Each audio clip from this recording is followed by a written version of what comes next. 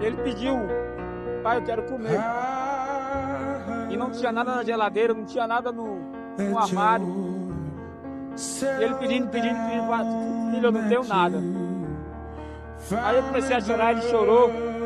Aí ele pegou e falou pra mim, pai, você pode deixar, porque eu vou ser jogador de futebol, eu vou tirar a gente dessa dificuldade.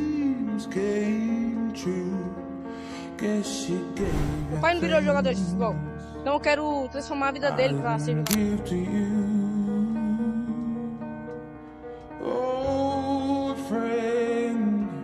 Vamos empatar esse jogo aí, cobrança do escanteio, vizinho de cabeça pra trás. E a sobra do Endrick.